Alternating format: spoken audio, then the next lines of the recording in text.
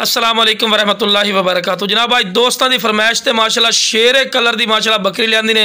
माशाल्लाह चंगे हाइट कादे च ने और खूबसूरत माशाल्लाह चीज़ है। शुरू तो जनाब जानवर को दौड़ा के विखा रहे हैं कि भरावां नूं पता लगे कि सेहतमंद है और माशाल्लाह एक्टिव है, तंदुरुस्त माशाल्लाह। तो लो जनाब माशाल्लाह हाइट कद भी चेक कर सकते, चंगे हाइट कद ने, वाइट अख दे ने और कन्ना के लापर भी चेक कर सकते, लंबे कान और दोम वेखो बिल्कुल तीरड़ी कर सीधी और चंगे हवाने दे ने फिरा। और ये जनाब 3.5 तो 4 महीना की गब्बन ने फिरा। ये भी वाजे गल करते भी है तो हाइट कद भी जनाब चेक कर सकते हैं। लो जनाब चारा भी खवा के विखा रहे हैं कि तुहानूं पता लगे कि सेहतमंद माशाल्लाह चीज़ है। और माशाल्लाह वेल ही चेक कर सकते हैं, चंगी लंबी वेल ने। और जनाब वो चीज़ है जी लख रुपये लिया फिरा।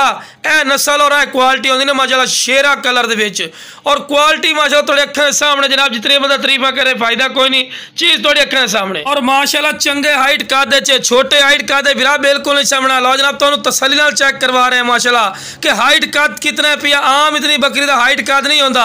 अगर ये मंडी चले जाओ या किसी फार्म का चैट कर ले सन जी 90,000 रुपये की है, लाख रुपए की, 80,000 की। लेकिन साडा रेट बिल्कुल जायज़ और मकूल रेट हो सी इंशाल्लाह जिवें फिरा खुश हो सन। अगर किसी को यकीन ना आवे मंडी का विजिट करो या किसी फार्म का विजिट करो तो पता लग जाए कि वाकई कितने के राइट हैं। तो लो जनाब हवाना वेखो माशाल्लाह कितना प्यारा हवाना है। इसू बिल्कुल बराबर का थाने पे और माशाल्लाह हवाना चड्डा वेखो जनाब इसका कन्फर्म 100% जनाब इंशाल्लाह अल्लाह दा फजल करम नाल 3 किलो तो उत्ते दुध सी घट नहीं होता और 3 किलो दुध ही बड़ा मायने रखता है। और जनाब बिल्कुल जवान माशाल्लाह पार्टी ने और खूबसूरत माशाल्लाह चीज़ ने। जितनी बंदा तरीफा करे फायदा चीज़ थोड़े अखियों सामने। तो जिस वीरां नूं चाहिए जनाब स्क्रीन पर नंबर चलता फिर इससे रब्ता कर लवे। इंशाल्लाह प्यार मुहब्बत और रैल सा जिवें फिरा खुश।